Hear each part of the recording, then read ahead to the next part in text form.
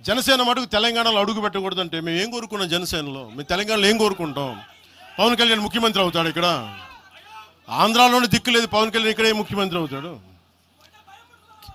కానీ దేనికి భయం అంటే చైతన్యవంతులను చేస్తామన్న భయం, అదొక్కటే భయం. సమస్యల మీద తిప్పి కొడితే ఎంత? 4 కోట్ల జనాభా ఉన్న, దాదాపు 4 కోట్ల జనాభా ఉన్న తెలంగాణలో జనసేన తిప్పి కొడితే 1,00,000 మంది పైన కూడా లేరు. 2,000 మంది జన సైనికులతోటి, సాధకులతోటి మేము సభ పెట్టుకుందామంటే మీరు దీనికి పర్మిషన్ ఇవ్వకపోతే మేము ఏం చేస్తాం? మేము దుర్మార్గాలు చేస్తామా? మేము అంటే నాకు ఎలా ఉంటుందంటే మీరు ఏదైనా మాట్లాడండి, అంటే ఎక్కడ ఇప్పుడు నేను ఒక ఎనలిస్ట్ కూర్చొని నేను మాట్లాడింది వేరు, నువ్వు అమిత్ షా గారిని మాట్లాడితే నేను దాని గురించి ప్రస్తావిస్తే దీంట్లో ప్రాంతీయత ఎక్కడుంది? దీంట్లో తెలంగాణ నేను ఎప్పుడు అవమానం చేశాను? దీంట్లో కులాలు ఎక్కడ వచ్చినాయి? మీరు తీసుకొచ్చి మీరు తిడతా ఉంటే అంటే నాకు మాకు హక్కు కూడా లేదా? మీ ఇష్టానికి మీరు మాట్లాడితే మేము కనీసం నొచ్చుకునే అభిప్రాయం కూడా మేము చెప్పకూడదా? బాధ కూడా పడకూడదా? అంటే మేము కూర్చోబెట్టి బాంచం ద్వారా అలాగే ద్వారా మీరు ఎలాంటి వాళ్ళని భరించాలా? మేము పీకలు పోయినా పర్లేదు, పీకలు కోసుకుంటాం, కానీ భయం అయితే మాకు రాదు.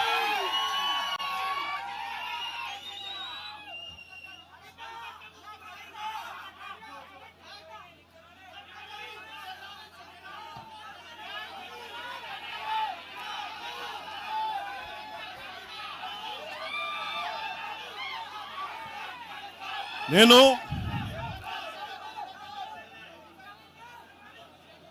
తెలంగాణలో ఆంధ్ర వాళ్ళకి ఏం పని అంటారు? సంతోషం, కరెక్ట్. అది తెలంగాణలో ఆంధ్ర కాంట్రాక్టర్లు ఓకేనా? ఇక్కడ ఆంధ్రాలో తెలంగాణ కాంట్రాక్టర్లకి బాగానే పనిచేస్తున్నారు. అక్కడ తెలంగాణలో ఆంధ్ర కాంట్రాక్టర్లు బాగానే ఉన్నారు.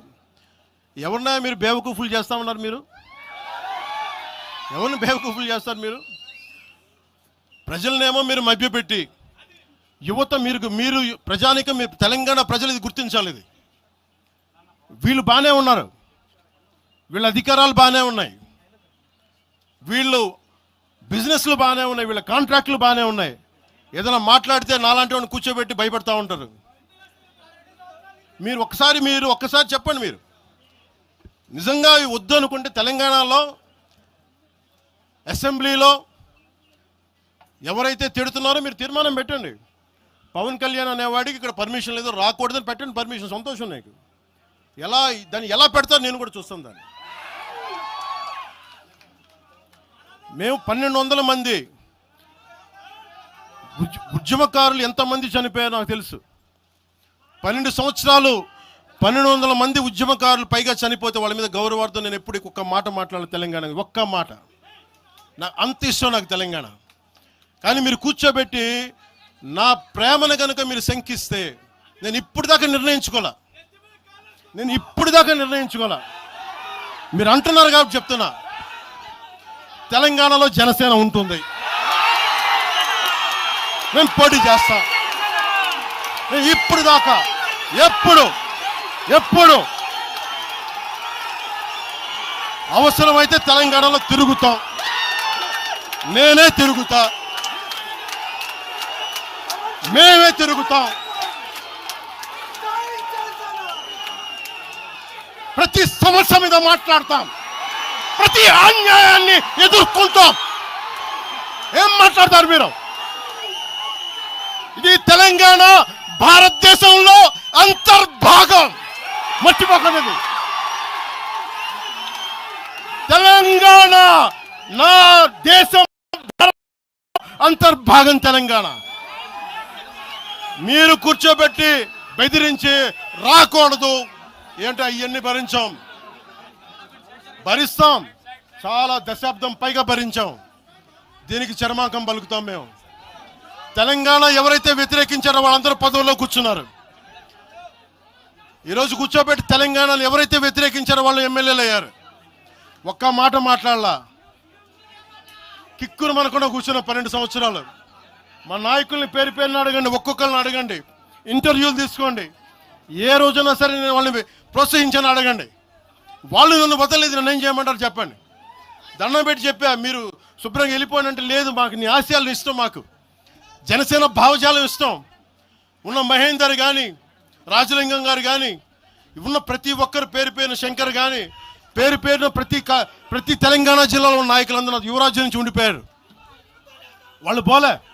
నేను చెప్పా మీరు మిగతా పార్టీస్కి పోండి అంటే పోలా. దాసోజు శ్రవణ్ ఎవరు పట్టుకున్నారు? మీరు ఆ పట్టుకుని దాసోజు శ్రవణ్ కానీ ఈరోజు ఎమ్మెల్సీగా ఉన్నారంటే ఆ రోజు మీరు కూర్చోబెట్టి మాట్లాడుతూ ఉన్నారు. ఆ రోజున ఈరోజు కాంగ్రెస్ నాయకులు ఎవరో మాట్లాడుతూ ఉన్నారు, నువ్వేమి ఎలా వస్తావు చూస్తామని. ఇలాంటి ప్రగల్భాలే వైఎస్ రాజశేఖర రెడ్డి గారు ముఖ్యమంత్రిగా ఉన్నప్పుడు కాంగ్రెస్ యువజన కాంగ్రెస్ వాళ్ళు ఇలాగే మాట్లాడారు. ఆ రోజున తన్ని తగలేసాం ప్రతి ఒక్కరు వచ్చిన వాళ్ళు గుర్తుపెట్టుకోకండి. ఆ రోజు నాకు నిలబడిన తెలంగాణ యువత నిలబడ్డారు, బస్తీలో నుంచి ఉస్మానియా నుంచి వచ్చిన వాళ్ళు నిలబడ్డారు. ఆ రోజున రాజలింగం గారికి తెలుసు. ఆ రోజు కూడా చెప్పారు ఎలా వస్తుంది. నేను చెప్పా ఇలాగే ఇంటికి వస్తామని బెదిరించి, ఆఫీస్కి వస్తామని బెదిరిస్తే ఇంటి ముందు చైరేసి కూర్చున్నా. నాకు అలాంటి భయాలు లేవు. దేశం బాగుండాలి. అంతర్గతంగా ఇప్పుడు వేర్పాటువాదం మంచిది. ఎక్కడ దాకా? దేశ సమగ్రత భంగం కలిగినంత వరకు ఎవరు ఉండకూడదు, రాకూడదు, మీ గొంతులు తొక్కేస్తామంటే ఇది ఏమనుకున్నారు? భారతదేశం అనుకున్నారు లేదా పాలస్తీన్ అనుకుంటున్నారు? మీరు అందరూ ఇది భారతదేశం పాకిస్తాన్